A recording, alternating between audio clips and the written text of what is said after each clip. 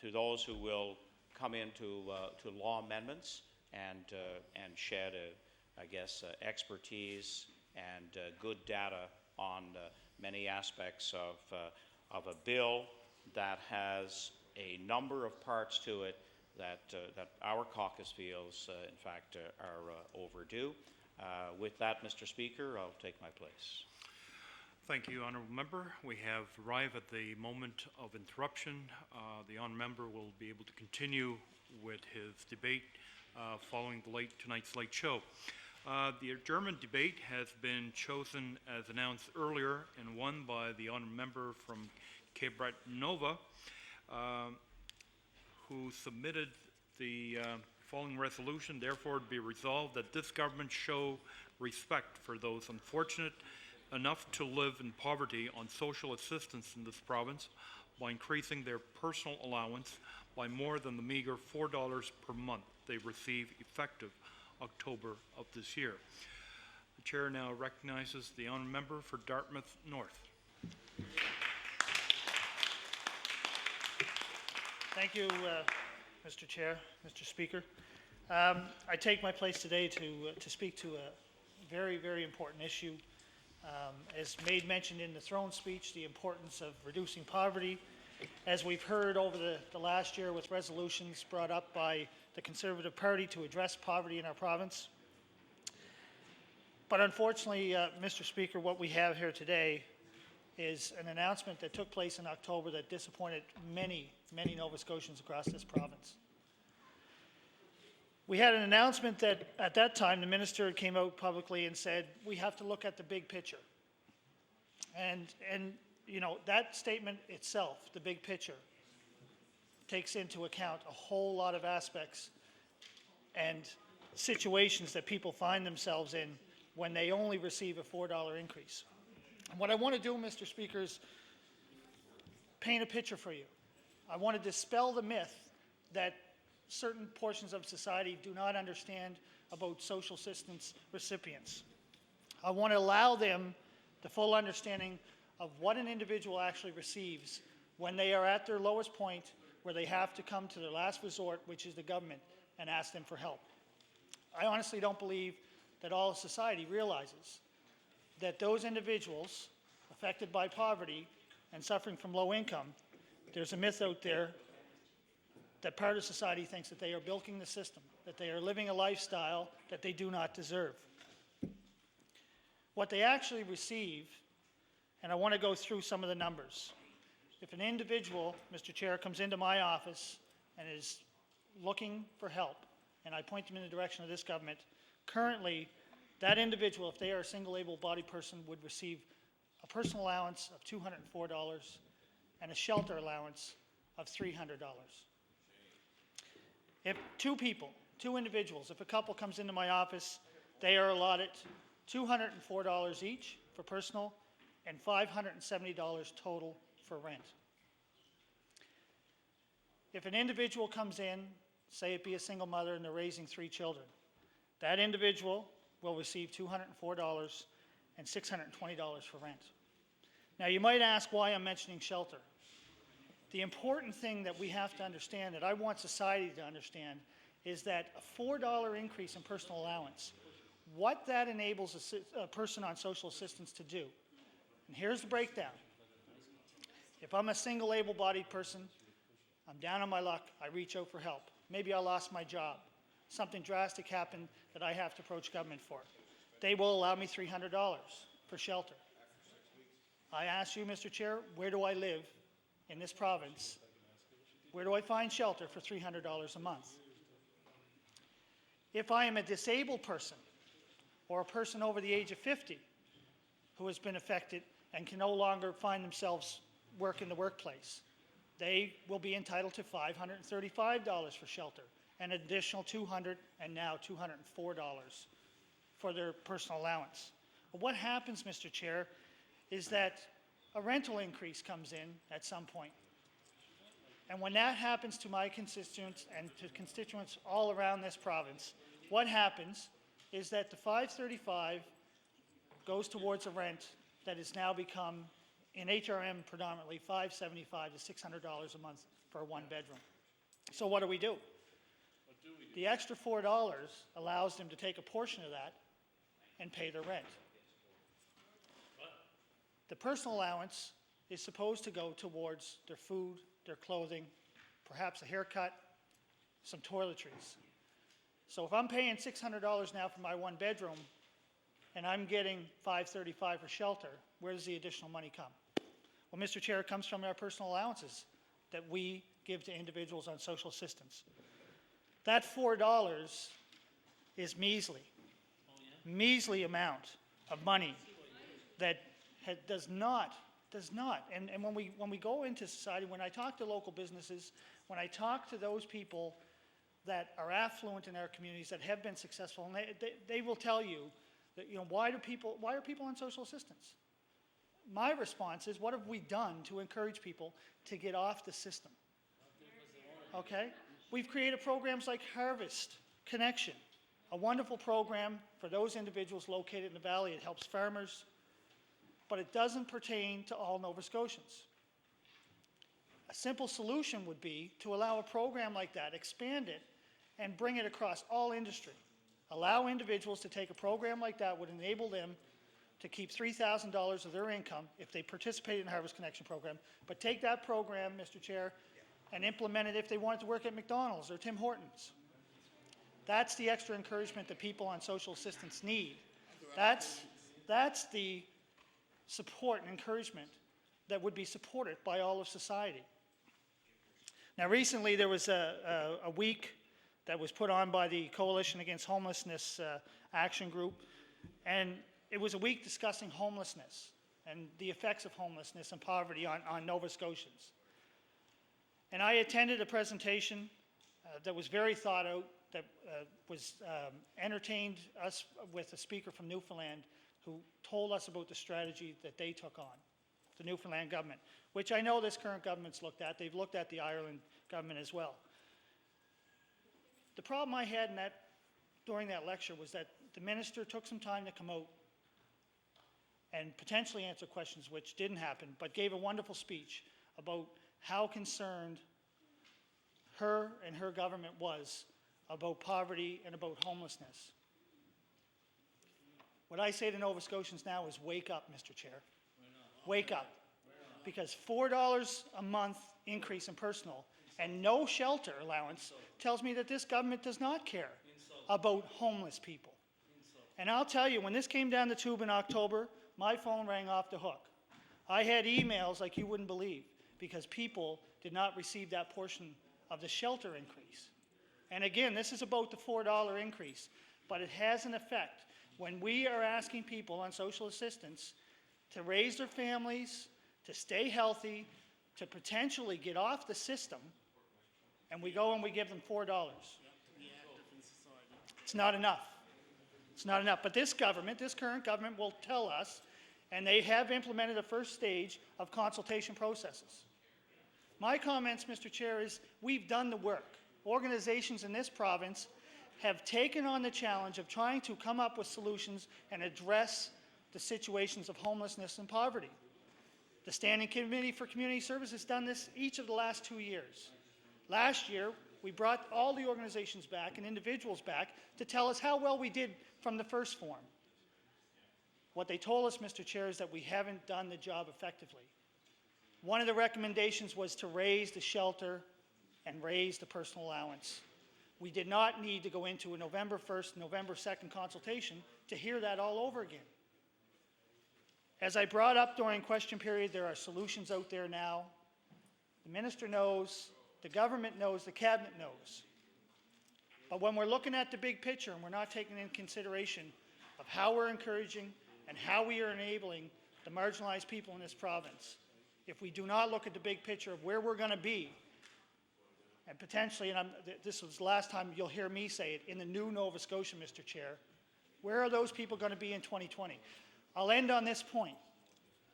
10 years ago, I myself found myself approaching the government for help. I had lost my job. It was a merger, a company takeover, and I lost my job. 10 years ago, I contacted Community Services, and they told me I would receive $230 for my shelter.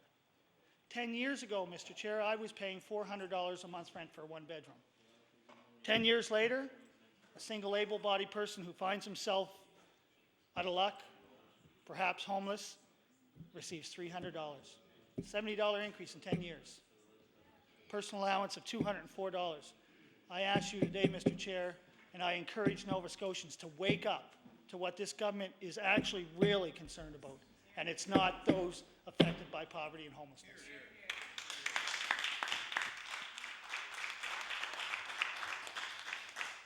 Thank you. Chair now recognizes the Honourable the Minister of Community Services. Thank you very much, Mr. Speaker.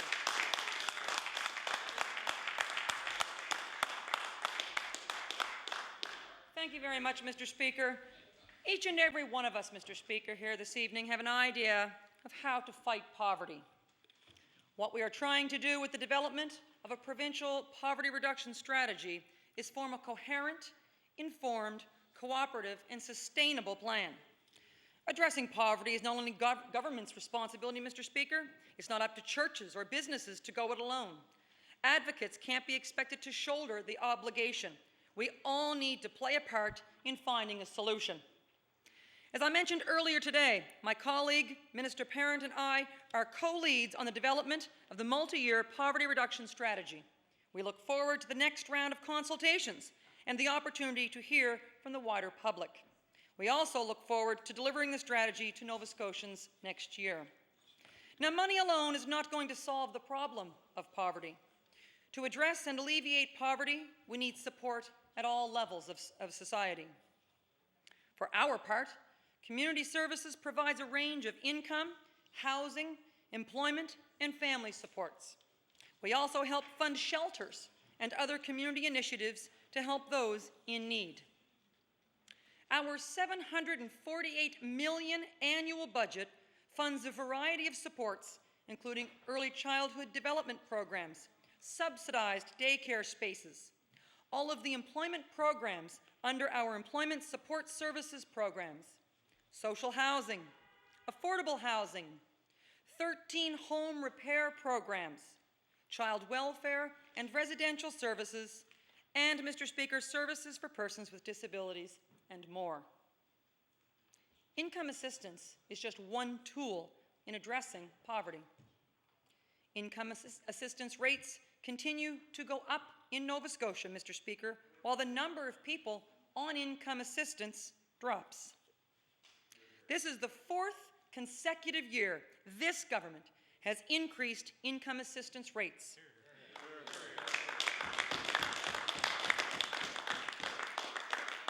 The personal allowance increased this past October by $4 per month, bringing the rate up to $204 per month. In 2006, it went up $10. In 2005, it increased by $6. And in 2004, it increased by $4. Mr. Speaker, that is 13.3% increase in 4 consecutive years. We have also increased the shelter allowance, Mr. Speaker, 2 years in a row as well. Now, this government committed to an annual increase, and we met that commitment, Mr. Speaker. This year's increase was tied to the Consumer Price Index, and we will continue to review rates on an ongoing basis, using a number of economic indicators to assist in that review process. Now, Nova Scotia is also one of the provinces that does not count the Canada Child Tax Benefit and the Universal Child Care Benefit as income. Therefore, it doesn't affect people's eligibility for income assistance. Also, in Nova Scotia, child personal allowances are not tied to the income assistance system. Therefore, all low-income children receive financial support as well. Now, income assistance recipients are also getting help in other ways. Along with personal allowance, the other main benefits to income assistance families include shelter allowance, plus special needs such as pharmacare, transportation, child care, etc. Our clients may also be eligible for the child tax benefit. Employment is also, Mr. Speaker, a big focus of Community Services supports. Each year, about 10,000 Nova Scotians participate in employment services, and 2,500 Nova Scotians, Mr. Speaker, return to work.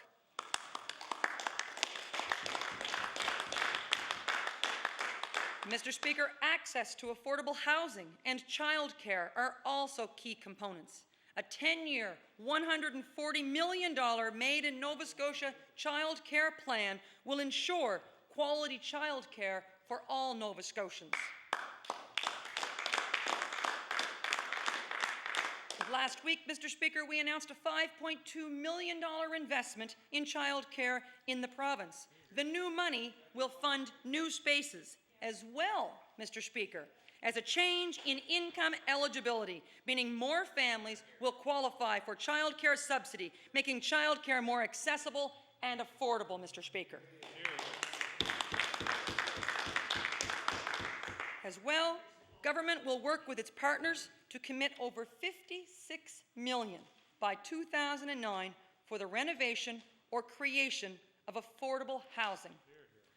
A $23 million affordable housing trust will also help maintain and create affordable housing to be committed by 2009. More than 20,000 Nova Scotian families live in social housing provided by government, Mr. Speaker.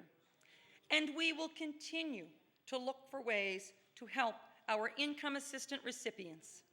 For instance, recently, Mr. Speaker, we changed the treatment of income tax refunds to allow working clients to retain more of that hard-earned dollar, Mr. Speaker. We increased the investment in subsidized childcare, portable and licensed childcare spaces. We increased the investment in the creation and preservation of affordable housing options. And, Mr. Speaker, we developed a Harvest Connection program to allow seasonal workers to continue earning income assistance. And, Mr. Speaker, while we recognize that programs are implemented, programs also need to be reviewed to ensure that the maximum number of benefits to Nova Scotians is received, Mr. Speaker. We are doing that on a regular basis at the Department of Community Services, and we will continue to do that, Mr. Speaker, to ensure the maximum benefit is available to all Nova Scotians. Now, we also recognize that there are many Nova Scotians who are not on income assistance, who also need support. To help them, we have invested $2 million in a new pharmacare program for children in low-income families, which, Mr. Speaker, is complemented by the Premier's announcement yesterday on family pharmacare for all Nova Scotians.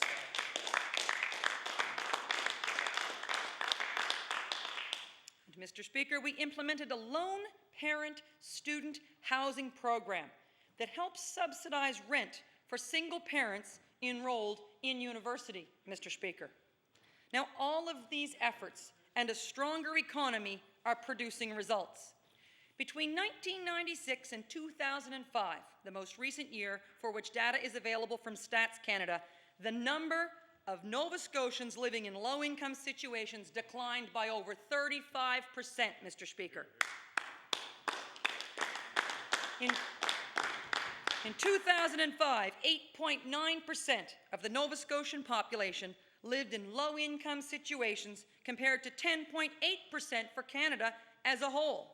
The prevalence of low income in Nova Scotia is the fourth lowest amongst the 10 Canadian provinces, Mr. Speaker. Encouragingly, the number of children under 18 living in low-income families continues, Mr. Speaker, to decline, falling from 22,000 in 2004 to 19,000 in 2005. That makes Nova Scotia's average 10.4% compared to the Canadian average of 11.7%, Mr. Speaker. And, Mr. Speaker, still we recognize we are working for a day when no Nova Scotians live in poverty, Mr. Speaker.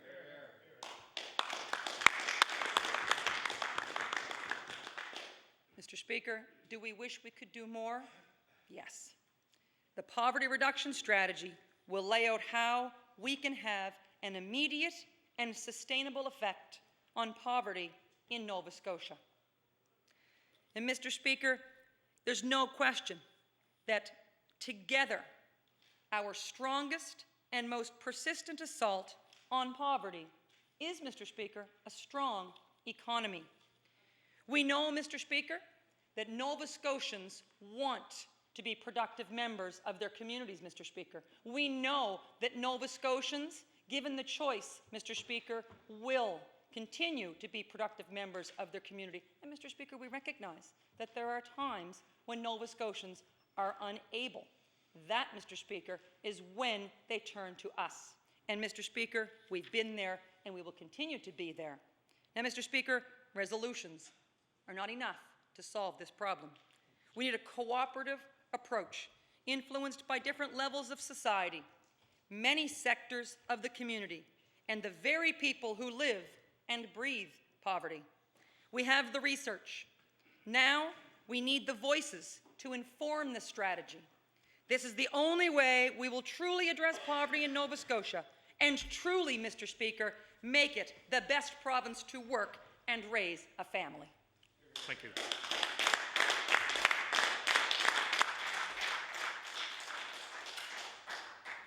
The honourable member from Cape Breton South. Thank you very much, Mr. Speaker. Mr. Speaker, I rise in my place here and offer a few words. And I noticed the minister is leaving, but I wanted to mention before she left that Order, indeed, please. Order, please. The honourable member certainly has been here as long as I have, and it's not the custom. Well, honourable member knows the customs of this house. The minister's passion was certainly there, but Mr. Speaker, it was rehearsed. And Mr. Speaker, there wasn't a word come out of the minister's mouth that wasn't rehearsed and put on paper by the minions over there at the Department of Community Services. If this minister really cared about her department and where that department was going, she would speak from the heart and not from a prepared statement that somebody over in that department put in front of her because they knew that was coming here tonight. Now, Mr. Speaker, members opposite who are still here will remember in this House a previous Minister of Community Services, when asked a question about the poor in this province, said, well, Mr. Speaker, the reason they're poor is they don't have enough money. A piercing glance at the obvious. That's what the previous minister has stated. And also, when questioned about the amount of money people in community services were receiving, that same minister said maybe they should eat more pasta. You know, now, is there any wonder the Premier had to take that minister out of that portfolio? Now he's replaced with a minister who I believe is very eloquent on her feet when she speaks about community service. However, those are not her words or her thoughts. They're rehearsed by the Department of Community Services. She referred to the statement, Mr. Speaker, the entire 10 minutes she was speaking. I would have rathered if that minister had spoke from her heart about what's really happening in the Department of Community Services. And Mr. Speaker, the minister eloquently talked about all the things that were right in the Department of Community Services. However, she didn't talk about anything that was wrong, so I guess in her mind, or the mind of the department, there's nothing wrong with the Department of Community Services. Nothing at all. Well, for a few moments, Mr. Speaker, let's talk about real people, you know, and real circumstances that the people in this province have to endure under this government. The plight of the poor, the continuing subject of concern here in Nova Scotia. And you know what? They're the only group in this society that we live in, this rich province, supposedly rich province, according to the government anyway, they're the only group that do not have an advocate. And my colleague in the NDP who spoke previously here this evening hit the proverbial nail on the head when he said, these people are vulnerable. They're vulnerable when it comes to paying rent. They're vulnerable when it comes to living from day to day. And there's more a month left at the end than money, that's for sure, with this group of people. We have the face of the poor in Nova Scotia may be changing a little bit, but it's still there. And I'll tell you why. It's changing because single mothers in this province are enduring a hardship like they've never done before. The family courts aren't addressing the problems of deadbeat dads. The minister never even made a mention of that, you know, because that wasn't in her script, I guess. But I'm going to tell you, the people who, and when they do get support, eventually, when they do find these deadbeat dads, whether they're out west making big money or wherever they're at, then the Department of Community Services claws any money they get back.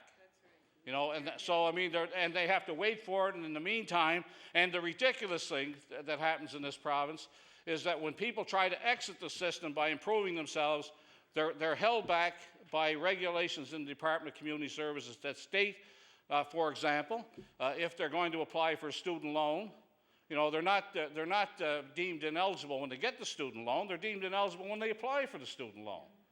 So what are they supposed to do in the meantime? When you're enrolled.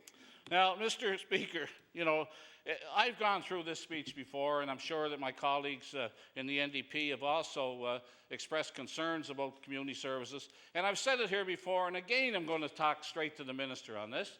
Mr. Speaker, that department is operated by lawyers and chartered accountants these days. And there's nothing wrong with lawyers and chartered accountants. As a matter of fact, the one that's running the Department of Community Services is a very capable person. But I go back to the days when the community services looked at service first and finance second. It's just the reverse now in the department. The previous minister got up on his feet in this House and talked about how they saved money one year and they actually come in with a budget surplus. Now, isn't that some statement for a minister of community services? Get on his feet in this House and say that they, yeah, that's right. Now, you know, that minister also said, and in the same question period, that the people on community services were better off here in Nova Scotia than anywhere else. How he would know that, I don't know. But he said there are no problems when questioned about transition houses, for example. And thank heavens there are transition houses and food banks and everything else in this province to keep the people that need assistance from starving to death, is the fact, or to get assistance from people who are predators. The minister says, the previous minister says, we don't need any transition houses down our way. We're fine, you know. We know how to handle these situations. You know, and I shudder to think that would actually be something that he would believe in, but those are statements that were made. Now, you know, for the minister to say that all the good things that are happening in the department, there are some good things happening there, I'll allow that. But down to the root of the problem is that the people in this province are not getting a chance to exit the system. There are too many roadblocks put in place to have that happen. Even the fact about single-parent families trying to, and most of them female, by the way, if not 99.9% are trying to get a better education from the system and can't get it. You know, there's a pilot program here and a pilot program there, a 2-year program, but they can't get a 4-year program.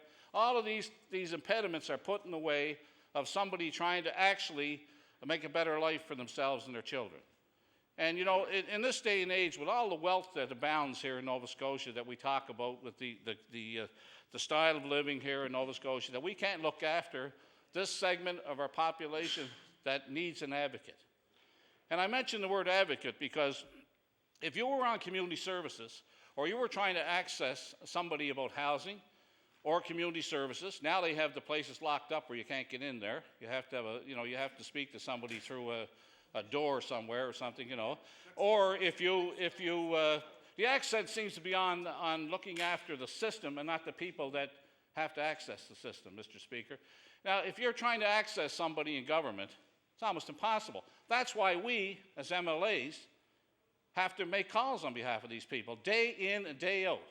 I spend most of my constituency work dealing with people on community services that need housing, you know, that need assistance with the family court and getting money that's owed them. And I can go on and on about the different things, Mr. Speaker, that people need an advocate. They can't access the system. You try to access the system in Nova Scotia. You can't do it. MLAs can. And they have to talk to supervisors. Yes, and they have to talk to supervisors. The member is reading my mind here. But you're absolutely right, and it's amazing. But you know what? The workers in the system, and I mentioned this before, and the minister knows that I talked about this before. The ministers in the system do not have the latitude to do what they feel should be done anymore.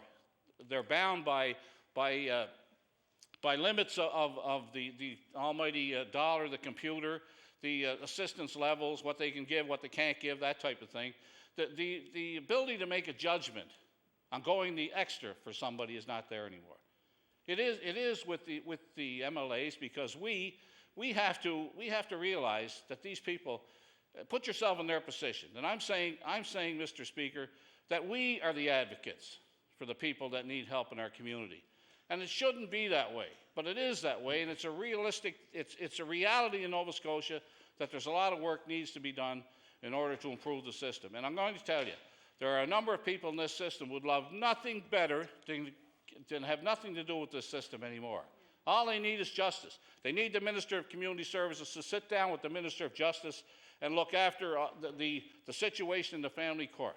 They need the Minister of Housing to get in there and start giving adequate housing to people on community assistance at reasonable rates instead of shoving them over to slum landlords, as the case in my area. That's the kind of thing this government should be working on, Mr. Speaker. And I'm sure that I'll be back here maybe the next session of this House or maybe next week talking about it again. But I'll keep talking about it until things start to happen that I think are benefiting the people in this province that need the support. Thank you, Mr. Speaker. Thank you.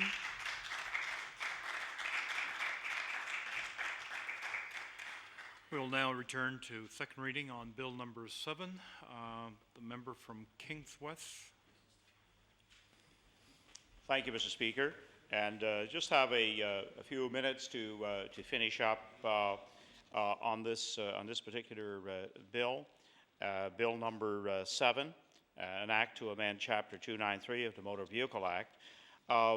The third area I would like to reference after speaking about crosswalk safety and photo radar is the cell phone ban. And this is an area that, as a party, we've been very decisive on. In April, Dave Wilson, the member for Glace Bay, in my notes was his name, to prohibit the use of handheld cellular telephones while operating a motor vehicle. So we are on record as having stated a very firm position. Newfoundland and Labrador is currently the only jurisdiction in Canada with a ban. They still, however, allow hands-free models.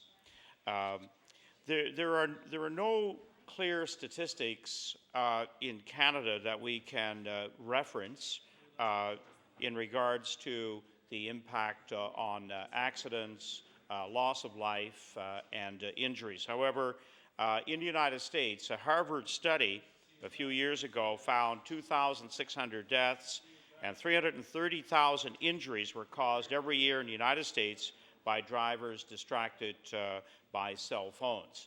So there's no question that it is a major problem on our roads and highways today.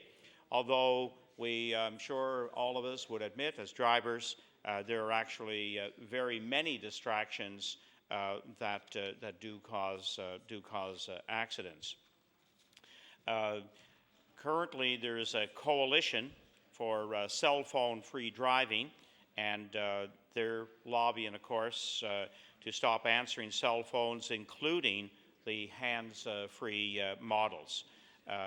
Studies have found that by using either hands-free or handheld phones increases the risk of crashing by 4 times and slows reactions by 18%.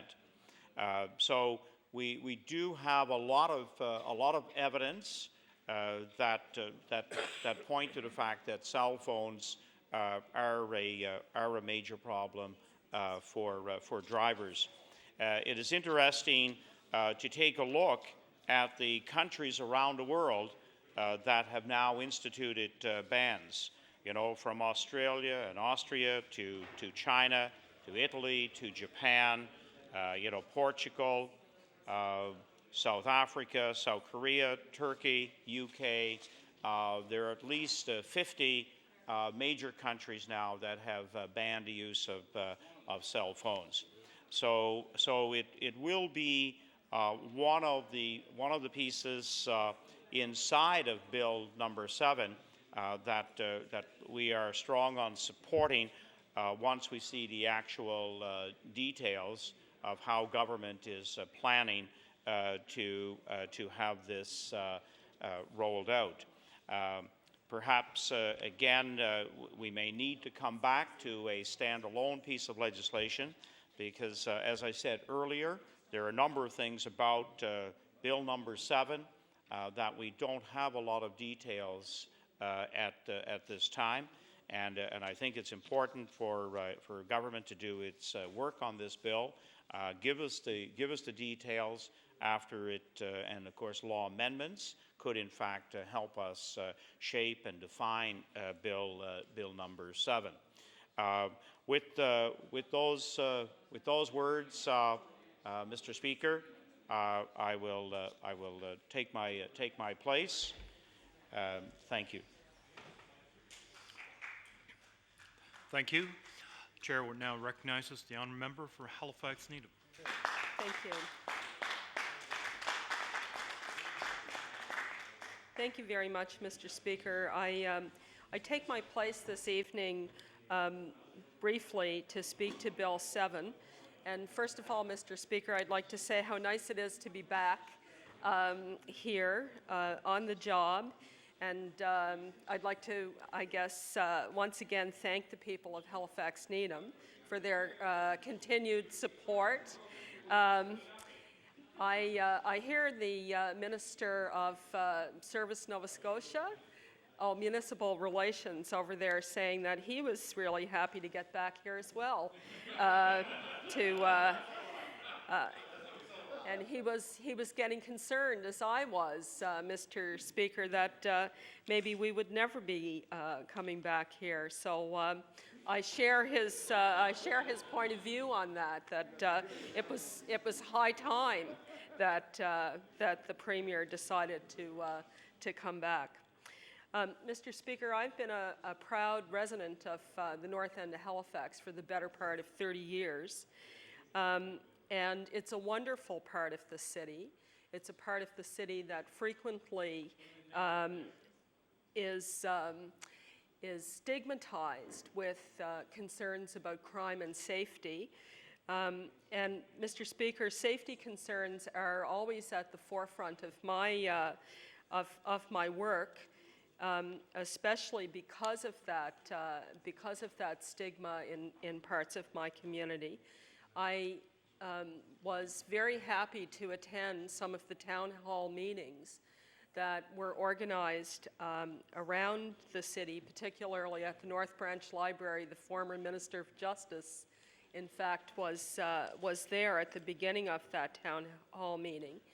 And I'd like to say, Mr. Speaker, that I don't recall that evening any of the issues that are in this bill coming up with respect to what the area concerns were around safety. Now, that's not to say that these concerns don't exist. I think it would be fair to say that we all share concern around speeding and racing, crosswalk safety, and people who are operating motor vehicles, and they're preoccupied with other things, including cell phones. So my colleagues have all spoken very well to those issues. My purpose in speaking here tonight on Bill 7 is to bring forward some of the safety concerns that I do hear in my constituency, but more to the point, to address the specific piece of this omnibus bill that looks at squeegee kids and panhandling on the streets in Halifax. Mr. Speaker, the issues that I hear in my constituency tend to be more about swarming, about sort of wannabe gangs. We don't have gangs, but we have groups of young people that are behaving almost caricaturish in ways that the chief of police has told me mirrors certain behaviors of gang culture elsewhere, but has not evolved to that stage where we actually have entrenched gang culture. People are concerned about graffiti, and certainly around gun violence there has been concern.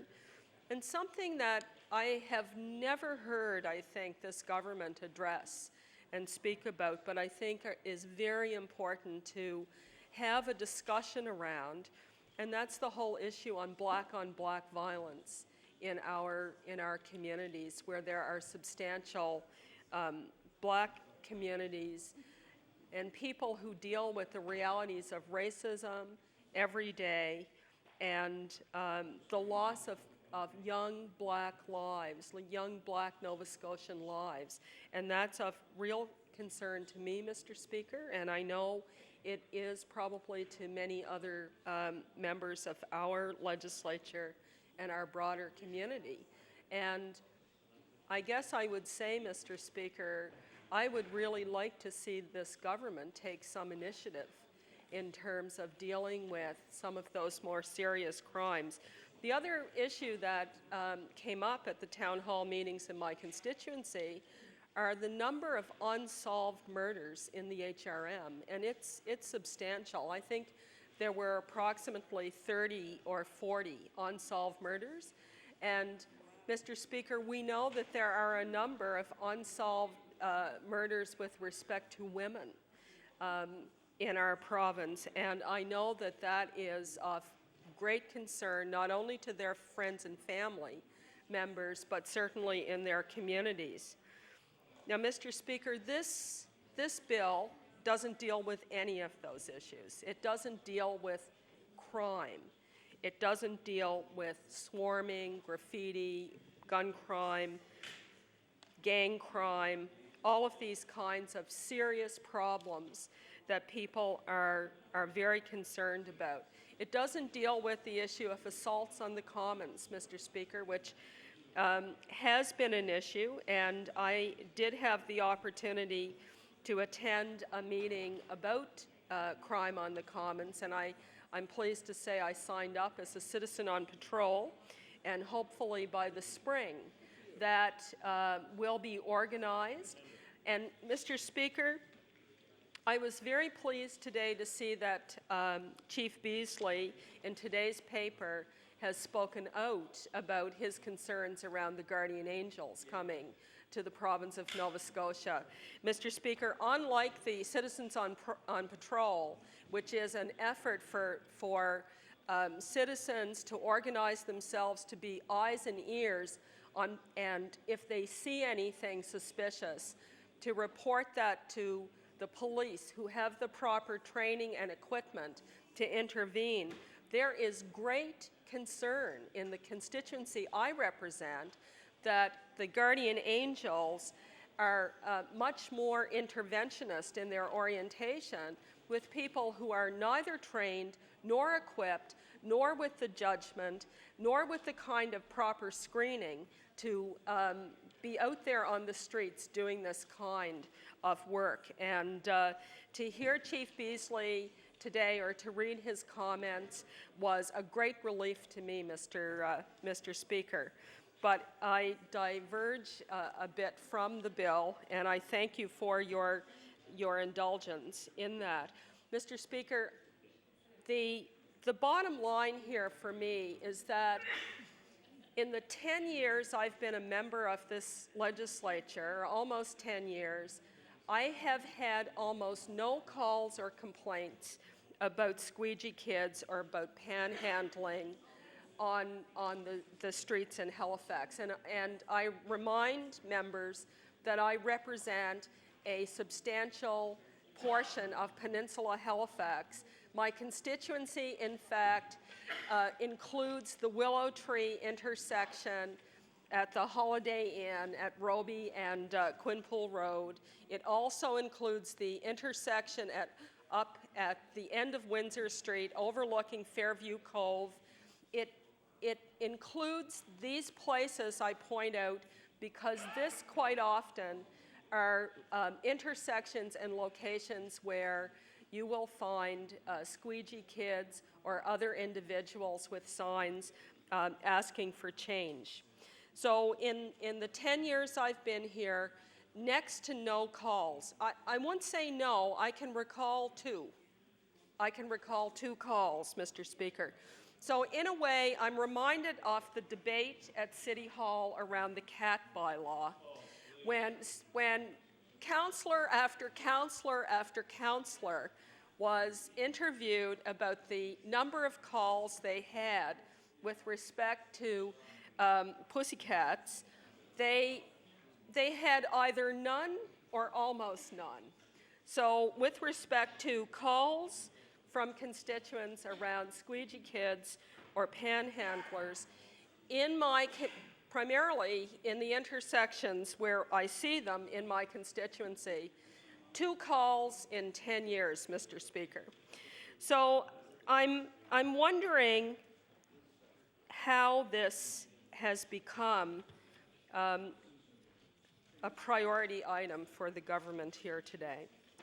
Now, Mr. Speaker, I do know that this issue, much like the cat debate and debates at City Hall about concerts on the Commons and arresting people who go through blue bags looking for bottles, has in fact preoccupied some of the councillors at City Hall, and that some of the HRM members have advocated for this kind of thing. But I'd like to recognize one of the councillors who represents part of my constituency, Patrick Murphy, who actually in the paper, I think last week when this bill was introduced,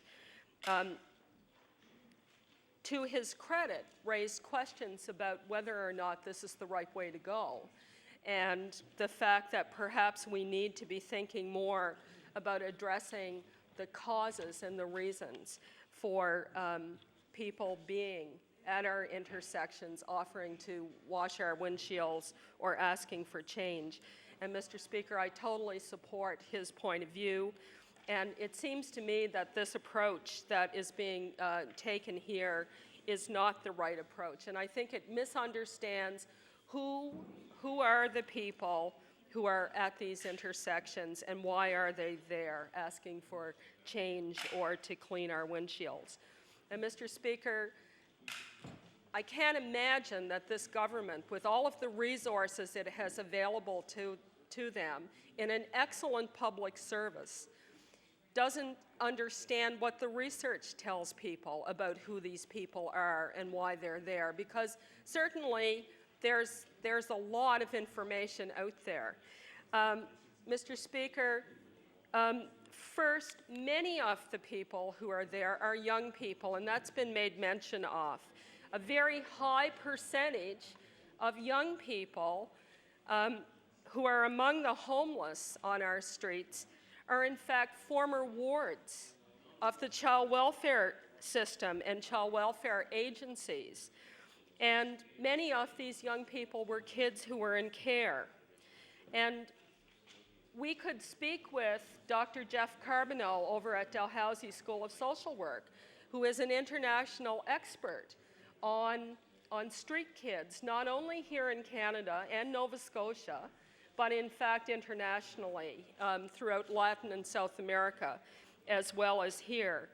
And Dr. Carbonneau could certainly tell us about the numbers of kids who eventually find their way onto the streets and homeless, having been wards of the child welfare system. And Mr. Speaker, I think this would suggest that a better approach to dealing with who people are in these situations would be to examine the child welfare system and fix the lack of services that are often available, mental health services, support for good foster care in terms of ample financial and other supports, and in fact, Mr. Speaker, to examine the practice of the termination of care of young people and young adults when they get in crisis, when the state is their parent. And I've seen this in my own constituency numerous times. A young person who is in the care of the Department of Community Services, and the department gets to the point where they just throw their hands up, they terminate their wardship, or they don't extend it. They allow the term to end, and they return the care to a parent who has been unable to cope with the previous behaviors, and nothing has changed in that circumstance. And you have young people who are in crisis, and they're frequently then found in our community and on the system. And this is well known. It's well researched, it's well documented, and I would think that a much more constructive approach to dealing with why we have people on our streets asking for change, asking to clean our windshields, would be to look at some of those problems. Mr. Speaker, the education system was mentioned as a place that we need to look at in terms of failures and kids falling through the cracks. Mr. Justice Nunn, in the Nunn Commission, looking at the case of one young person spiraling out of control, as he called that report, identified failures in the system in that case. Well, Mr. Speaker, that's not the only case. That's not the only situation where young people are failed by the education system. So we see this often, and people have this idea that because you have somebody who looks healthy and they would have all of the appearances that they should be able to get a job, they have no idea what their literacy is, what their numeracy is, what any of their skill levels are. And I can tell you, Mr. Speaker, many, many of these young people are barely literate. They're unable to really do any of the skills that are required, even in the McJobs world, Mr. Speaker, where you have to have some level of literacy and numeracy. Mr. Speaker, young people aren't the only people, though, who we see at our intersections, and we all know that. We see people on our intersections who are people with addictions. We see people at our intersections who are people with disabilities. And we see single unemployed people as well. And Mr. Speaker, we all know what the wait lists are like for mental health services. We know what they're like for addiction services. And Mr. Speaker, a much more constructive approach to dealing with this problem would be to deal with the issue of wait times for addiction services and mental health services, for sure.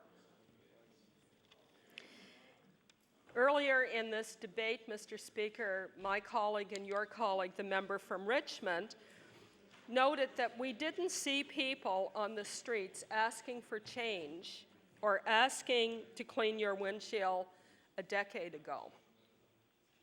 And he asked, why is that? What's changed? Well, Mr. Speaker, you probably would remember full well, because you would have been in this House and on the government side as a minister, that in 1995, the federal government cut the heart out of social program funding in this country.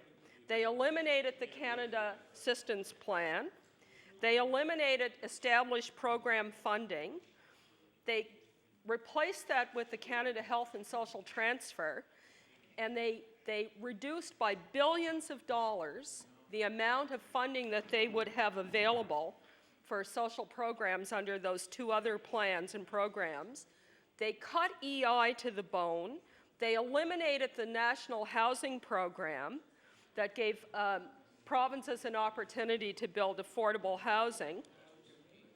And many of us in the social policy community, Mr. Speaker, at that time, we predicted that in 10 or 12 years' time, the impact of those cuts would be more homelessness, more crime, more poverty, more misery, more people on the streets. And guess what, Mr. Speaker? We were right. We were right. I take no joy in saying that, Mr. Speaker, but my point would be that we can do a lot better than bringing in an amendment to the Motor Vehicle Act that would fine and possibly incarcerate people who are poor, who have been failed by the education system, who have been failed by the child welfare system, who have been failed by the lack of mental health services or addiction services in our healthcare system, and that we would criminalize these people by taking away one option that they have to try to generate a small bit of change. Mr. Speaker, I had the pleasure of supervising a thesis, a master's thesis of a student of social work a few years ago, Michel Hébert, whose brother-in-law actually was a member of the cabinet of this government for a period of time, Mr. Kerry Morash. And she did research on the setting up of relief after the Halifax explosion. And in the process of doing that research, she looked back a bit to the history of how the poor and disadvantaged were treated in the province of Nova Scotia. And when this bill was introduced, I was reminded of a piece from her research, Mr. Speaker, that members here may find interesting. She found that in her research that 149 years ago, almost to the day, on the 13th of December, so we're just a few days away from, this legislature passed a bill entitled An Act for Erecting a House of Corrections or Workhouse within the town of Halifax. And that workhouse, in fact, was set up the following year, called the Bridewell. And according to one of her sources, the people who were taken in to the Bridewell were all disorderly and idle persons, and such who shall be found begging or practicing any unlawful games or pretending to be fortune-telling, common drunkards, persons of lewd behavior, vagabonds, runaways, stubborn servants, and children, and persons who notoriously misspend their time to the neglect and the prejudice of their own or their family's supports. Mr. Speaker, this piece of legislation is not setting up a workhouse or a poorhouse, Mr. Speaker, but we might as well be, because this piece of legislation is substituting a jail cell for people who we feel are not behaving by some standard that has been established without really looking behind what is it that causes people to be begging in our streets. Begging is not a new activity, and responding harshly through the law is not a new response. But, Mr. Speaker, for a period of time in this country, we had a different response. We had a response that supported social program spending, and as the member from Richmond said earlier, there was a period of time when we took that response that we did not have the problem on our streets. And I would hope that a more enlightened government would look back in history and see what works and see what hasn't worked and act accordingly. Thank you, Mr. Speaker.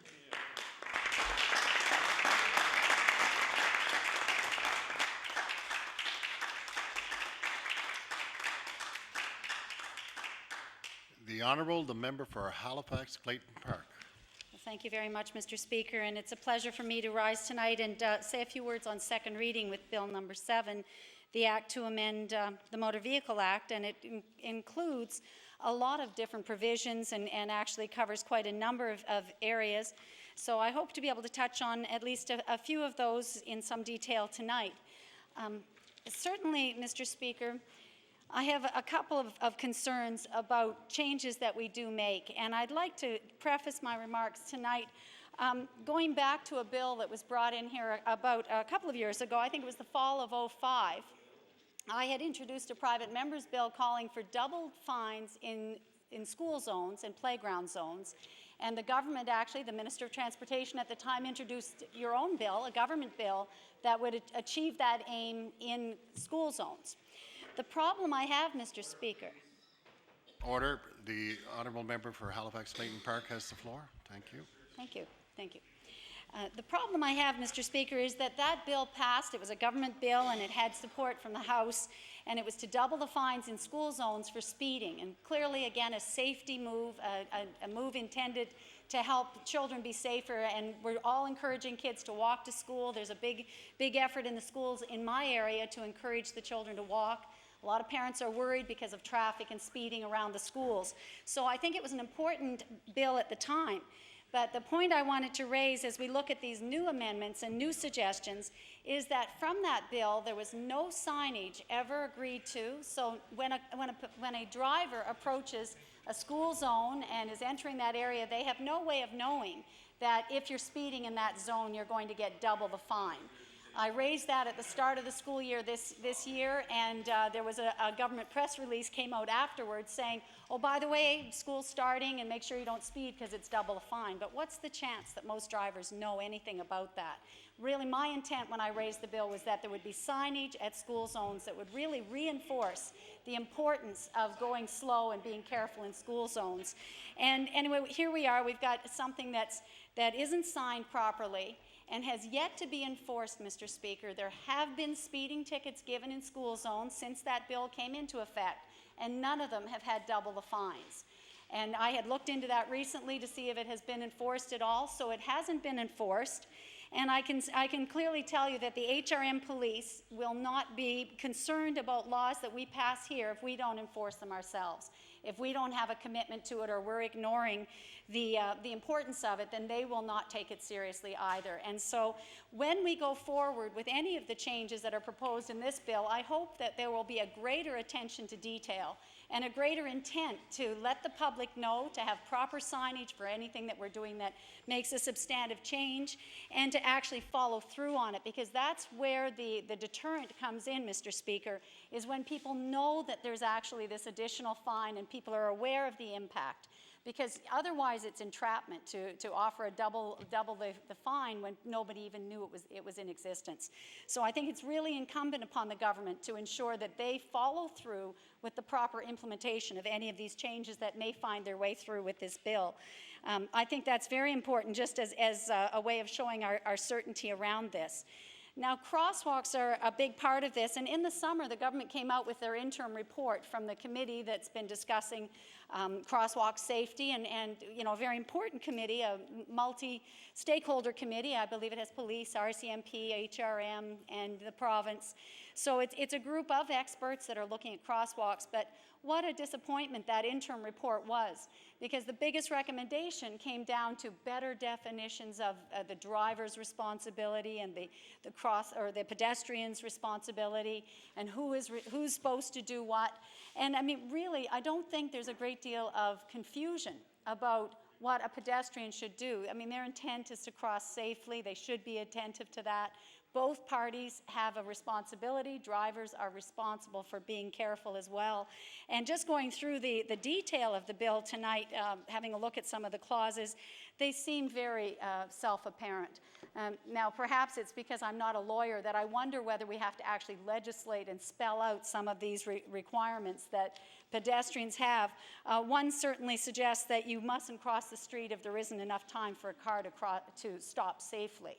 I think people know that when they're standing on the side of the road, Mr. Speaker, and I think what's required are some more changes that are going to be more substantive than simply finding legal words to define what my role is as a pedestrian or someone else's role is as a motorist. I just feel that's not getting to the crux of the matter. In my riding of Clayton Park, certainly we have a large stretch of the Bedford Highway there. Probably the most, at the moment, the crosswalk with the most attention and the most trouble is the crosswalk in front of Mount St. Vincent University. It's I think it's a 50 kilometer zone, but cars go a lot faster. and the only cross they have, and the students are arriving, many of them on the bus, and they have to cross the street to get to the bus stop, from the bus stop to the school, and there's large numbers of people crossing. They have, again, a lot of near misses and a number of collisions with pedestrians every year, and the student body has been very upset about this and raising the issue repeatedly, and what they're asking for is a red light that's pedestrian activated. And this is not a new idea. Even here in HRM, there are about 5 locations that have what are known as half lights. And that is that where you have a crosswalk, you install a light that will turn amber and then solid red when a pedestrian pushes the button. There are 2, I believe, on Quimple Road in Halifax that are on small side streets. The incoming side streets only have a stop sign. They're not fully signalized intersections. I'm sure the minister is aware of these as well. But they've worked really well. I can tell you there are 2 in the area that I've represented. One of them is in the Bedford riding now, but I represented it as a city councillor. And when that was put in, I went from getting daily calls from distraught parents and neighbors that were watching near accidents on Carney Lake Road to hearing nothing but praise for how well it works. And it puts people's mind at ease, it's providing a much higher level of safety, and people had no reason to call me as a city councillor anymore about that intersection because it was working properly.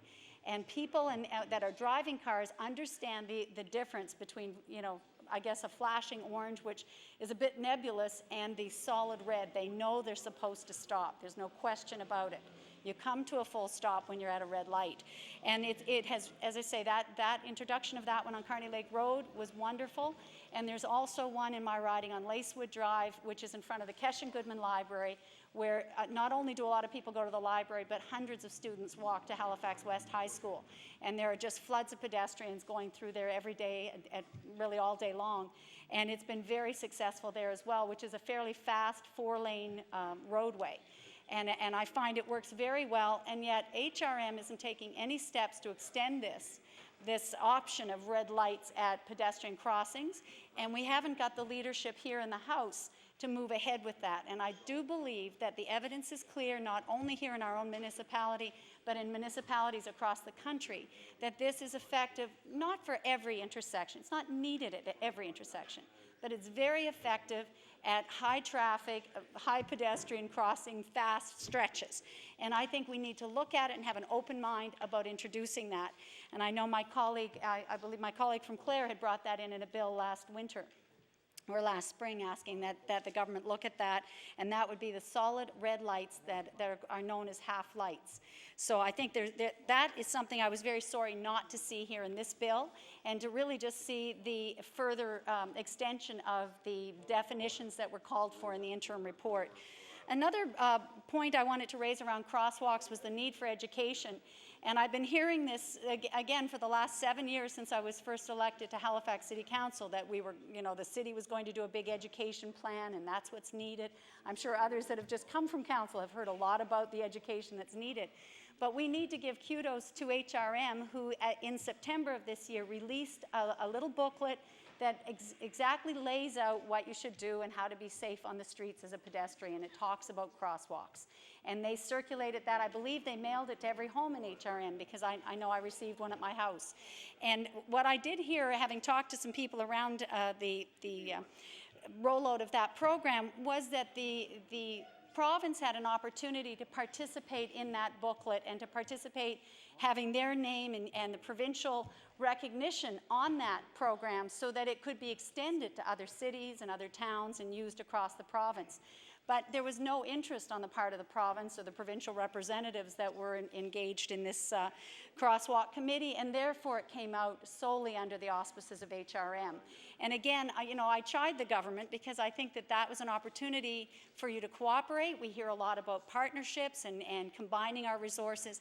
That would have been a good opportunity to put your stamp on it as well, have it be a Province of Nova Scotia initiative. And it's a very effective booklet, and I think that perhaps there's still time to return to HRM and ask if there couldn't be a partnership made so that all towns from Spring Hill and Truro all the way to Sydney and Yarmouth can have the opportunity to have that information, because we are seeing collisions and fatalities, you know, in many smaller communities. It's not just here in HRM, but there are other cities and other towns that could benefit from that. So I would very much like to see some action on that. I thought it was a disappointment that came out solely from the city, but I do commend the city for moving forward and finally having something like that in place. So I think that is important. Going through the bill, there were a number of things I did see. We're talking about distractions.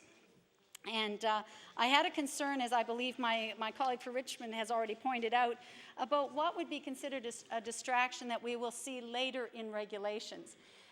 By passing something with that kind of wording, we're leaving an awful lot to the government or to bureaucrats to decide behind closed doors.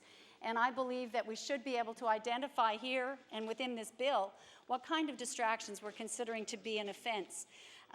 I'd like to find the exact spot so I could tell you where it is. It's quite early on in the bill.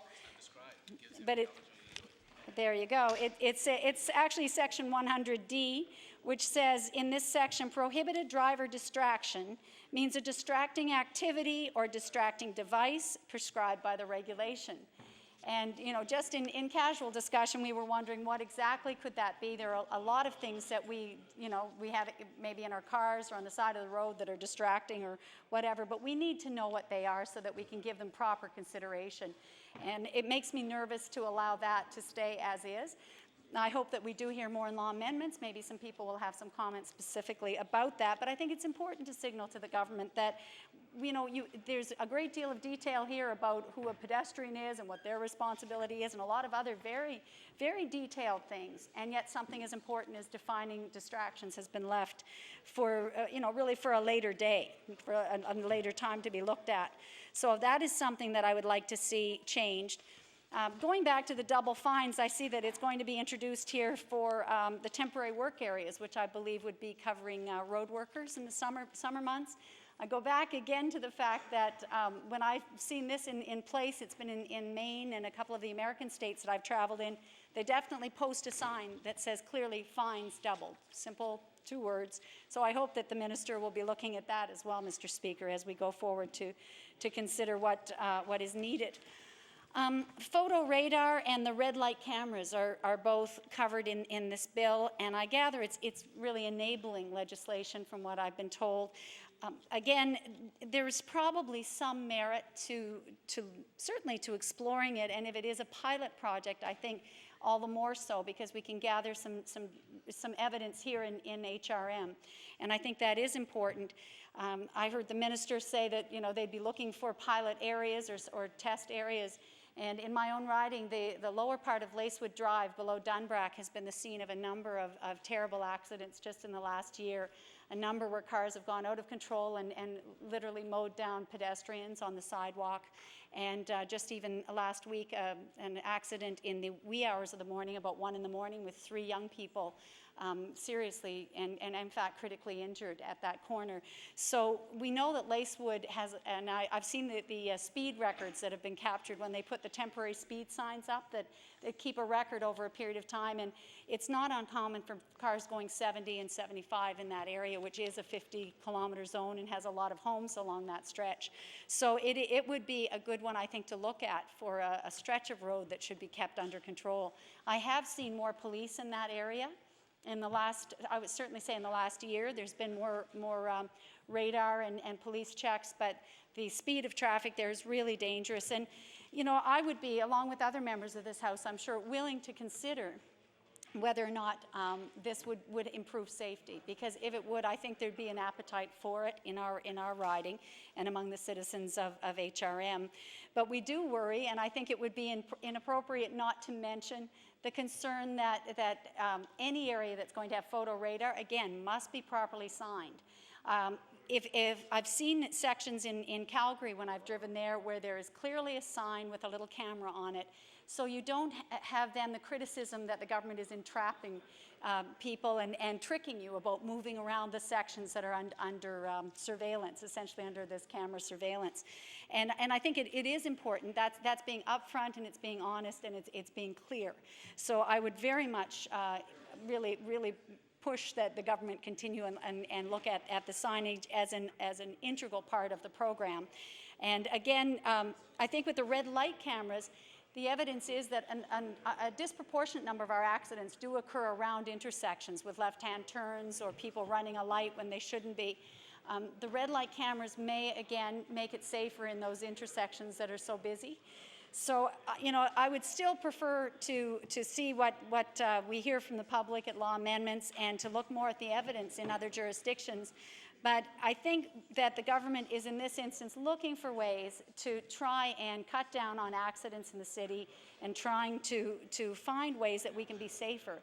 And frankly, I've just seen an awful lot of speeding and you know, inappropriate driving and running of red lights. So I think that we need either more policing or we need another method to get people under control.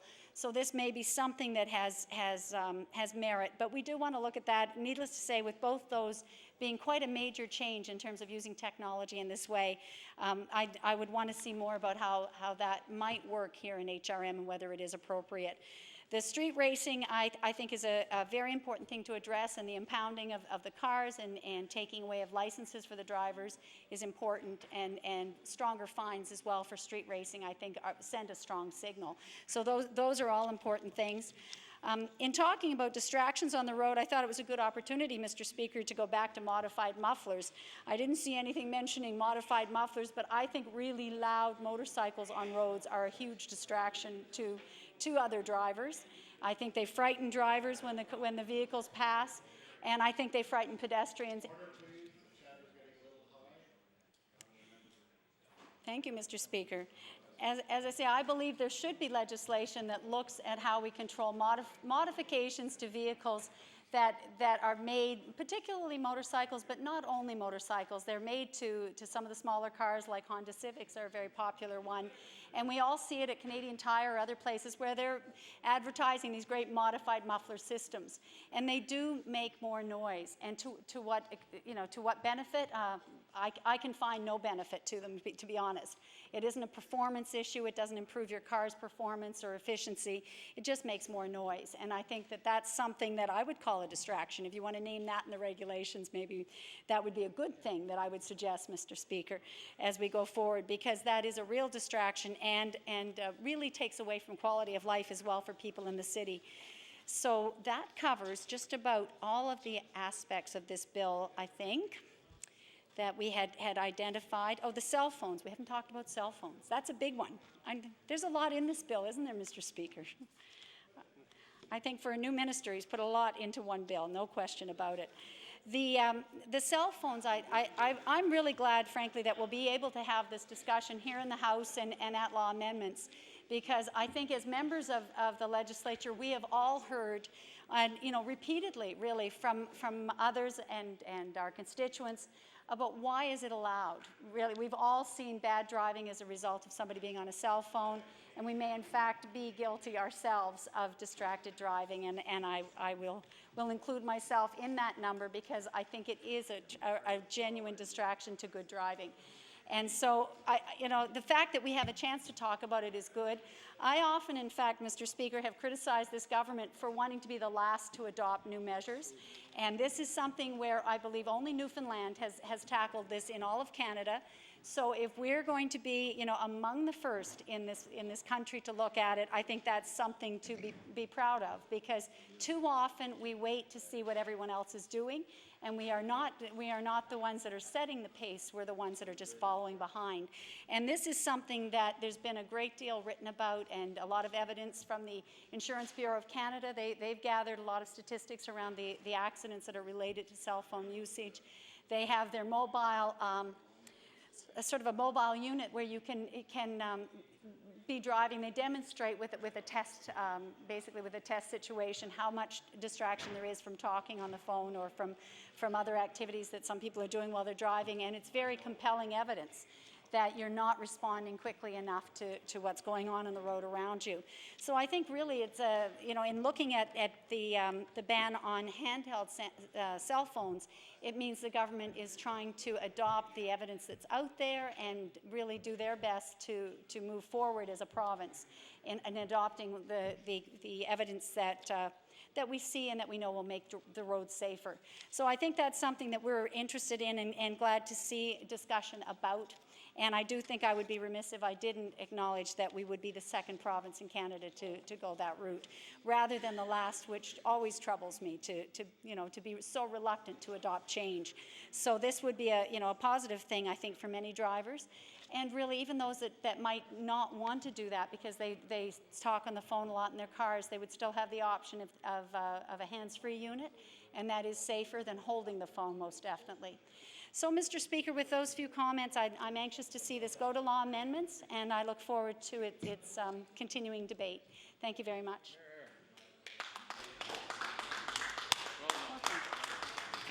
Honourable the member for Halifax Citadel. Thank you, Mr. Speaker. Mr. Speaker, Bill 7 is an omnibus bill. It has many significant changes proposed. And my colleagues from Queens and Cole Harbour and Halifax Needham have spoken eloquently about many other aspects of the bill. I'm going to confine my remarks to subsection 173A, which reads, "No person, while on a roadway, shall stop, attempt to stop, or approach a motor vehicle for the purpose of offering, selling, or providing any commodity or service to or soliciting the driver or any other person in the motor vehicle." It's a pretty innocuous sounding amendment, Mr. Speaker, and although it appears to be aimed at everyone, we know that it will largely affect young people, young, poor people. In fact, it reminds me of something Anatole France wrote in The Red Lily, which was published in 1894. Anatole France says, This law in its impartial majesty, forbids rich and poor alike from sleeping under bridges, from begging in the streets, and from stealing bread." We know, Mr. Speaker, that this law forbids everybody, but we also know that it's aimed at squeegee kids. Those poor young people who work at well-traveled intersections in our cities by offering to clean windshields for donations.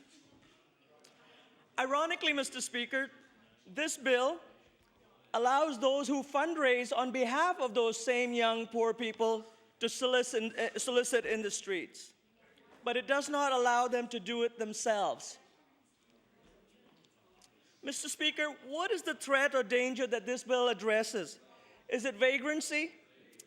Is it pedestrian safety? Is it threatening or aggressive behavior? If so, we already have laws dealing with those issues. And if we don't, the Motor Vehicle Act may not be the best vehicle for action on these issues.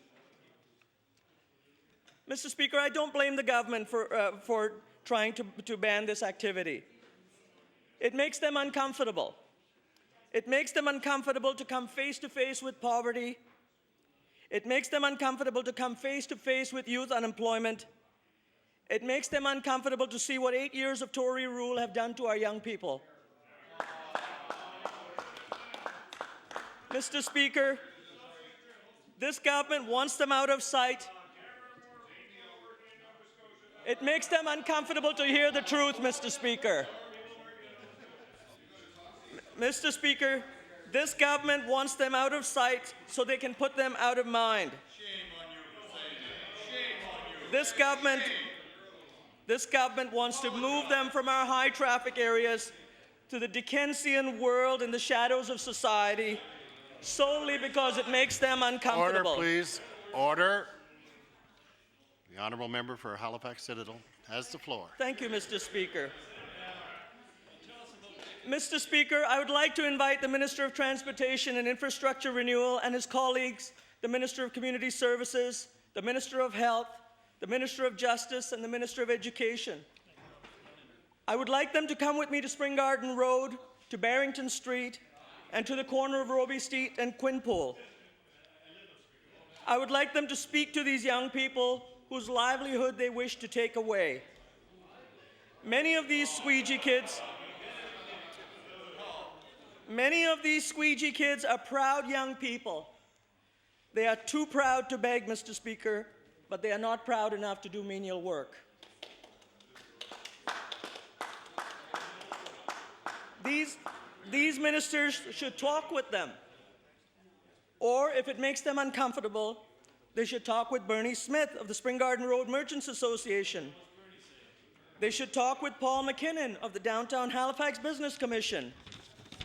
They should talk with Jim Matthews of the Quinpool Road Merchants Association. And they will know that these young people come from broken families. Some of them from rural Nova Scotia who have fallen through a torn and tattered safety net. No, Mr. Speaker, they'll have their time to speak.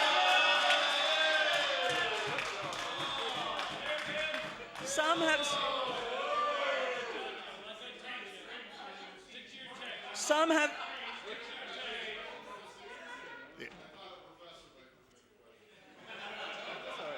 The honourable member for Halifax Citadel has the floor.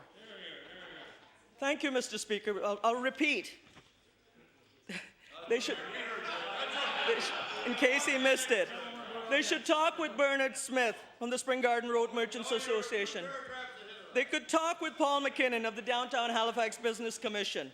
They should talk with Jim Matthews of the Quinpool Road Business Association. And they'll find out, Mr. Speaker, that many of these young people come from broken homes and broken families. Many of these come from rural Nova Scotia, where they've fallen through a torn and tattered safety net.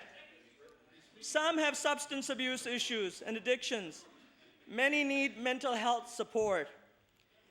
And some are supplementing their income because their part-time minimum wage jobs alone cannot sustain them. Mr. Speaker, if the Minister of Transportation and Infrastructure Renewal listened to these squeegee kids, he would realize that in addition to renewing our transportation infrastructure, we need to renew and strengthen our social infrastructure. Mr. Speaker, the Minister of Transportation and Infrastructure Renewal, in his brief term and as Minister of Justice, promised to implement the recommendations of the Nunn Inquiry. He promised to help with youth in care and youth at risk. Mr. Speaker, it's a disgrace that the first initiative of this government, specifically aimed at youth issues, should target squeegee kids. Mr. Justice Nunn did not talk about squeegee kids. He spoke about identifying youth at risk, youth in care, many of them under the care of the Minister of Community Services, youth with mental health issues, youth who are dealing with substance issues, challenges, youth who are dealing with literacy and numeracy charges. He said our system misses too many opportunities to help families and youth on the road to tragedy.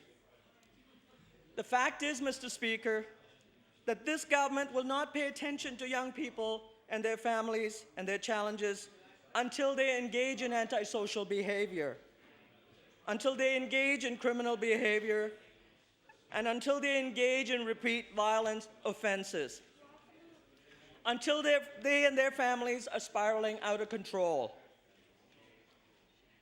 And where they do not engage in criminal behavior, they will criminalize that behavior because it makes them uncomfortable.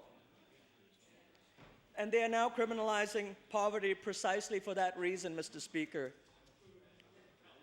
In summary, Mr. Speaker, I urge the minister to talk with these squeegee kids and their families, if only out of a sense of noblesse oblige. More importantly, they should listen to them. Listen to Bernard Smith. Listen to Justice Nunn. Mr. Speaker, I urge the minister and his colleagues to address the root causes of youth poverty, of youth homelessness, of youth unemployment, and withdraw this Dickensian amendment. Thank you, Mr. Speaker.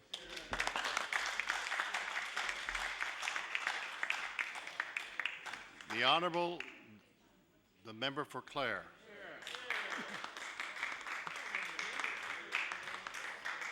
Thank you, Mr. Speaker. I'm pleased to rise and say a few words on this bill. I've had the opportunity to listen to many of my colleagues today and share some of their comments. Mr. Speaker, I'm not going to repeat everything that's been said, but I just want to make a few observations. I think, Mr. Speaker, improving the safety on our roads throughout our province needs to be a high priority of our government, and I welcome this piece of legislation in the House. There continues to be too many accidents. You know, I think every I won't say every day, but certainly quite often, you know, the reports that we do see through the media, there's definitely too many accidents. There's too many people killed on our highways, and there's too many people that are injured on our roads. Speaker, we certainly need to do more as legislators to help improve the safety on our roads. This bill that's before the House is proposing a number of amendments to help improve the safety on our roads. And I'll comment on some of these in a few minutes. But Mr. Speaker, some people might agree with everything that's being proposed in this bill. Some people may disagree with certain parts of this bill. But as you know, Speaker, once this bill finishes going through second reading, this bill will then move on to law amendments to allow the general public to have their say. So anyone interested in speaking in support or speaking against on certain amendments in this proposed piece of legislation will have their chance, will have an opportunity. I just want to touch base on several of these amendments that's included in this bill. And the first one I want to talk about is cell phones. This bill, or an amendment that's being proposed, I should say, Mr. Speaker, is to prevent drivers from using a handheld cell phone. Now, any drivers know when you're operating a vehicle on our highways, you need to pay attention to your driving, and you need to pay attention to others driving on the same road as you are. When you look at the number of accidents on our roads this year alone, you realize these accidents were caused by some factors. Now, I'm not going to list all the factors, but there's definitely one of these factors is certainly being distracted when you're driving. So you're not giving your full attention to your driving.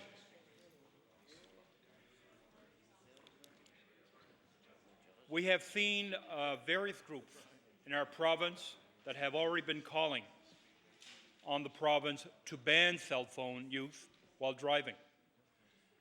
Doctors Nova Scotia are on record. Cape Breton Regional Police are on record.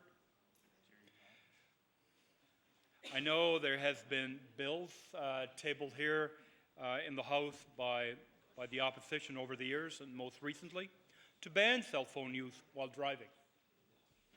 But those bills were never passed by the House. So, Speaker, here's an opportunity to debate this issue and to do something.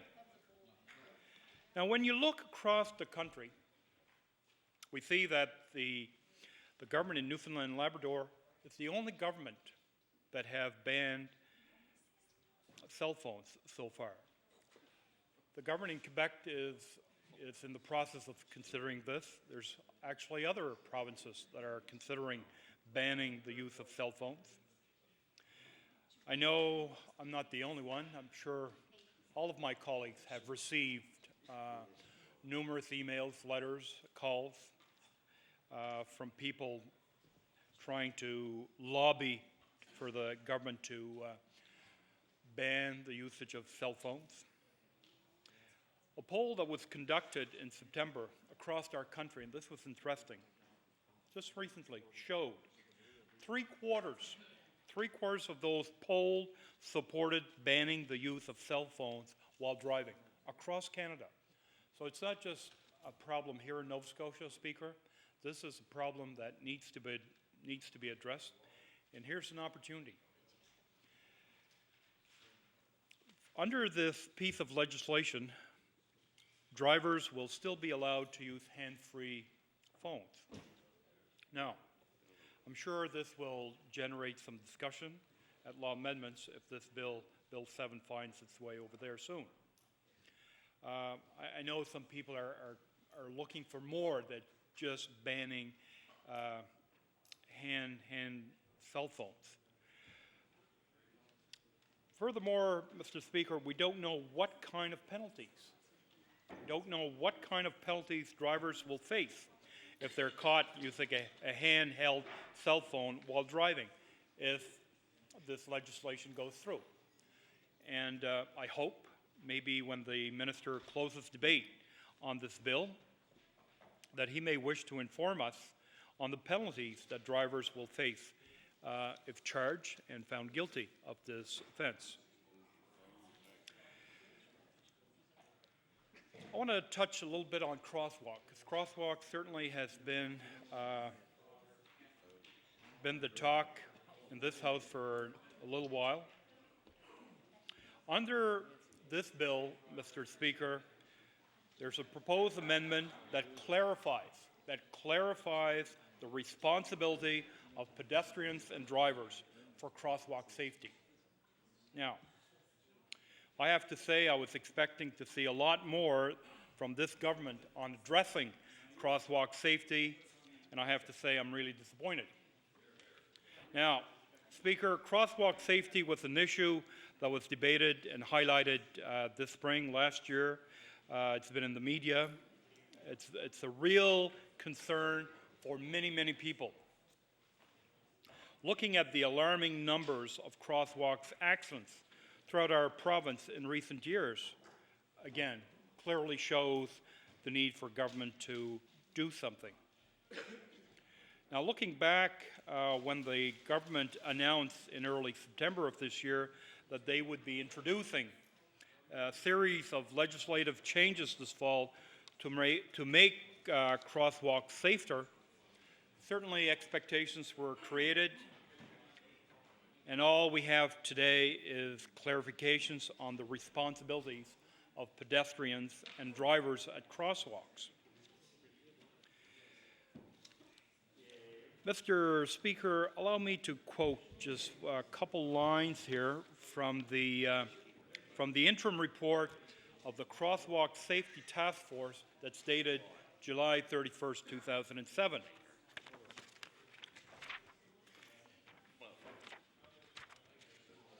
And I quote, "Over the past several years, Nova Scotians have expressed concerns about crosswalk safety. According to the Road Safety Advisory Committee, there are at least 3 pedestrians seriously injured or 1 killed a month as a result of a pedestrian collision."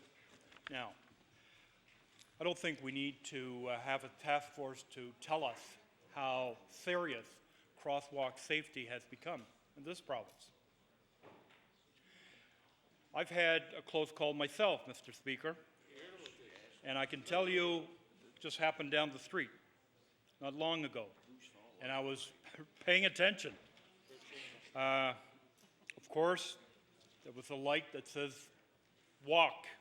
At the same time, there was a car stopped at the red light, but it was obvious the motorist was determined to make a right turn on a red light. So again, trying to make eye contact with the driver, I wanted to make sure that I wasn't going to get run over. So I was really paying attention. So well, maybe that, I hadn't considered that, but that's always a possibility. Anyway, I did step in the crosswalk, keeping eye contact with the driver. He knew who you were. And as soon as I stepped in, the driver just hit the gas, determined to make a right turn on that red light. Now, if I hadn't paid attention, I was definitely going to be hauled underneath that car. I just started pounding on that hood of that car, so finally, the driver stopped. You know,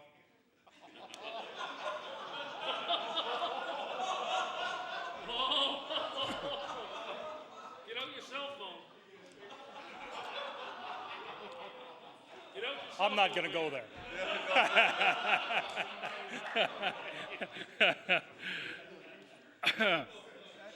No, I'm not going to go there. He's got his attention. You sit in his windows. Immediately after I pounded on the hood of the car, I just kept on going. The driver just floored and took off, made a right turn. The car behind this car stopped, pulled the window down, checked, "Sir, are you okay? Are you all right?" I said, "No problem. Thank you for stopping." But let me tell you, after having a close call, the next time you go through a crosswalk, you certainly pay a lot more attention. So we can pay all the attention that we want, but let me tell you, Speaker, in just a matter of a split of a second, things could have gone terribly wrong here. So again, looking at the proposal that's here in this bill, I'm very disappointed what the government here is proposing. The government had lots of time since the spring, and certainly over the last few years. The government truly does not need to reinvent ways to improve our crosswalk safety. I'm sure with the help of other provincial jurisdictions, with the help of our federal Department of Transportation, and with the help of other jurisdictions out of our country, the government could have made significant proposals or brought significant proposals for us under this piece of legislation to start addressing crosswalk safety. But for whatever reason, the government has decided not to, and now we're going to have to wait longer for this government to act on crosswalk safety. Also in this bill, Mr. Speaker, government is proposing fine increases for motorists who fail to yield the right-of-way to pedestrians in crosswalks. We see the first offense, we're looking at a $500 fine, the second offense $1,000, and the third offense $2,000. You know, again, I'm sure government can do better to come up with ways in order to help address crosswalk safety. But before I move on to the next amendment, Mr. Speaker, I want to commend HRM, the Halifax Regional Municipality, for the pamphlet that they have forwarded to residents here in HRM on crosswalk safety over the summer months. You know, this type of initiative is certainly needed and needs to be repeated. The more information that's circulated to the general public, the more successful we're going to be in addressing crosswalk safety. I want to just say a few words on street racing. This bill, Mr. Speaker, proposes to address street racing. As everyone is aware, street racing has become a more serious problem in our province, and police need tougher laws and tougher penalties in order to try to control it. Street racing is definitely not acceptable on our roads, and we need to put a stop to this. Before any more innocent children, innocent people get hurt or killed. So, Mr. Speaker, we've had terrible accidents in our province, and we've seen terrible accidents happening outside of this province not that long ago. So, when I look at one of the neighboring provinces in Ontario, for example, that has brought in tougher penalties in order to crack down on street racing, then we need to do the same before we have more serious accidents and more people killed or injured on our highways. So I welcome the change that's being proposed there. Mr. Speaker, in this bill we're talking about the use of red lights enforcement cameras and the use of photo radars. Again, this is another proposal that's in this bill. We do understand this has been tried in Ontario and later was scrapped by the government. It was also tried in British Columbia and scrapped there as well. So again, Mr. Speaker, by proposing to bring in photo radar and red light enforcements, especially at intersections, you have to ask yourself, who did the government consult with? Why is the government bringing this forward? We know it hasn't worked elsewhere, but yet here we are looking at trying this out.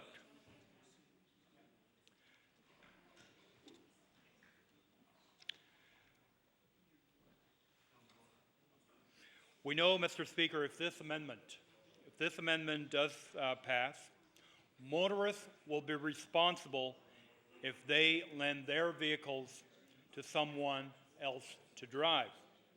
Now, these systems will automatically take a picture of the speeding vehicle going through a red light and at an intersection, or at the same time, vehicles that are speeding on our streets. Now, I would anticipate these photo radar machines will be installed probably within the city or town limits. Again, this raises more questions on how vehicle owners will sort this out once they get a ticket in the mail. You know, their vehicle has been ticketed by the police for going through a red light or for speeding on our streets. So I can just start imagining what drivers, the debate that will evolve among drivers when the owner herself or himself was not driving that vehicle. But at the same time, here's a ticket or a bill that needs to be paid.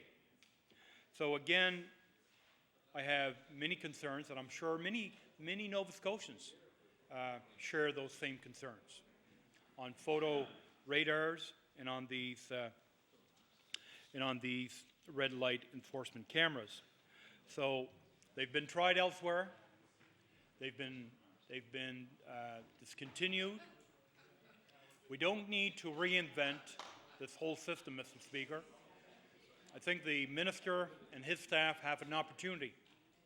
They have an opportunity to consult with those jurisdictions that has tried this and unfortunately, for whatever reason, have decided to discontinue the service. So again, I hope the minister will be able to provide us with some explanation, you know, why the government is recommending to go forward with this, and at the same time,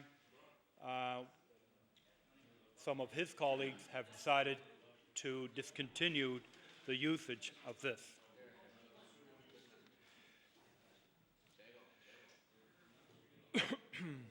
This bill, pardon me, this bill also provides the authority for doubling the fines for speeding in school zones and in temporary work areas. Again, other jurisdictions have had this in place for some time. I recall a few years ago, Mr. Speaker, traveling in British Columbia and seeing posted signs along the highway to advise motorists for such infractions. So if you happen to speed in an area where highway workers were doing work on the highway and you were caught going over the speed limit, your fine was going to be doubled. Now, at the same time, we have had debate about increasing the fines for speeding in school zones. So this, under the Motor Vehicle Act that's before the House, will allow the authority for these speeds to be to allow the police to charge motorists, and unfortunately motorists will have to pay double the price for speeding in such areas. So, Mr. Speaker, again, there's no doubt we need to do more. We need to do more to protect students in school zones, and we need to do more to protect highway workers while working on our roads. This is certainly welcoming news. But as I have indicated earlier, Mr. Speaker, this bill certainly has some areas that are probably up for discussion and up for debate. I'm sure it's going to generate a lot of attention in the days and the weeks ahead. Now, I'm sure at some point this bill will eventually go through second reading before it's sent over to law amendments. But, Mr. Speaker, this afternoon, many of my colleagues have raised many concerns with regards to this bill.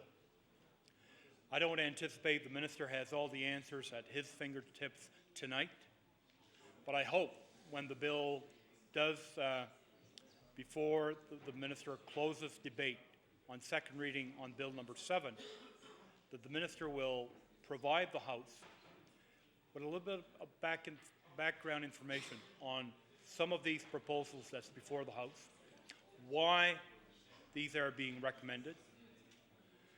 Unfortunately, not having all the background that the minister and his department staff has in order to make a final decision on supporting this bill as it is. Now, unfortunately, when we do vote on this bill, Mr. Speaker, as you are fully aware, even though there are certain parts in this bill that we have no problem in supporting, but then at the same time we have questions in other areas of this bill that's before the House. You can't decide to vote one way on just a few clauses of this bill. It doesn't work that way. You know, you end up, at the end of the day, the end of the exercise, to vote either in support or against the bill that's before the House. So many concerns have been raised. Unfortunately, as I've said, we lack some of that information here tonight, and I just hope that at some point some of that information will be provided to the House. So with those few comments, Mr. Speaker, I'll take my seat and I'll return another day. Thank you. The Honourable the Member for Hants East.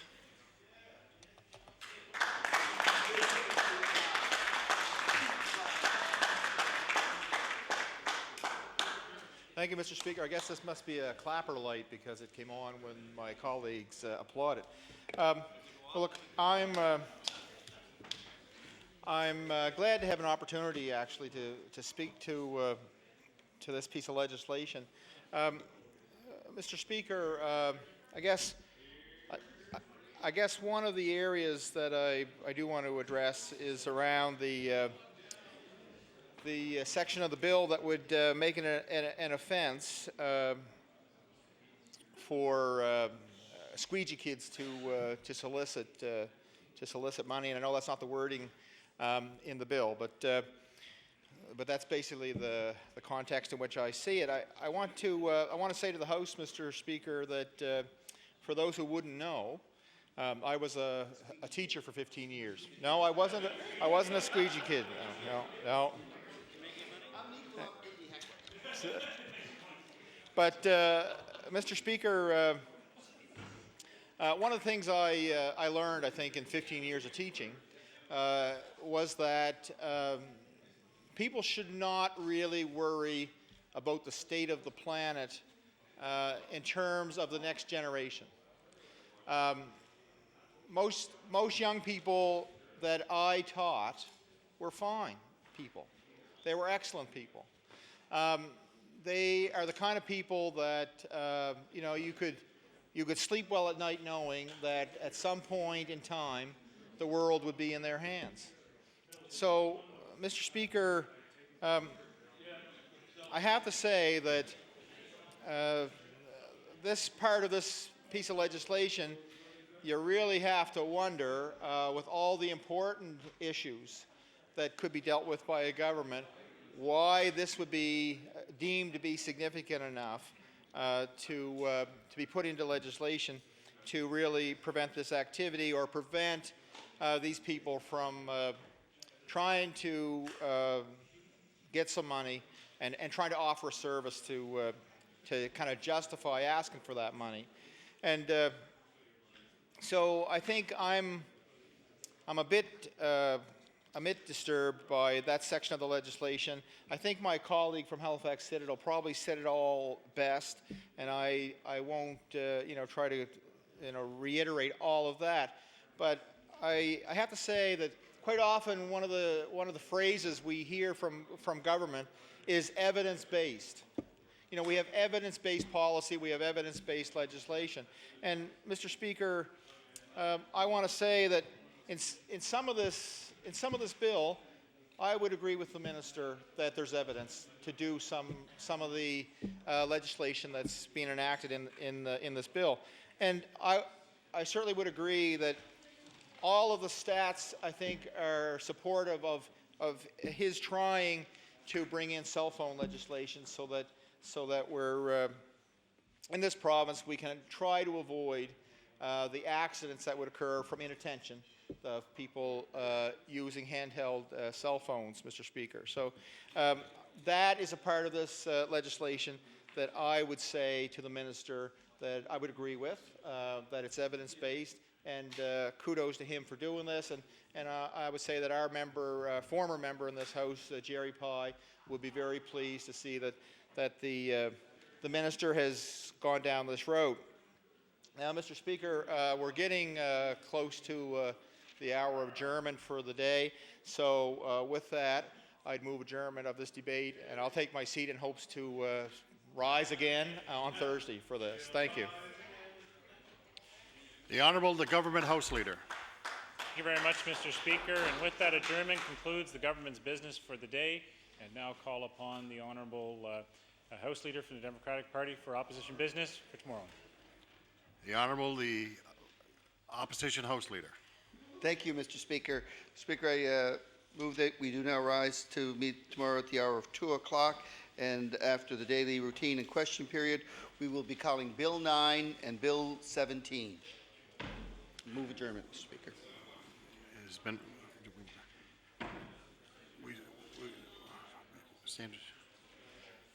All in favour of the motion? We stand adjourned.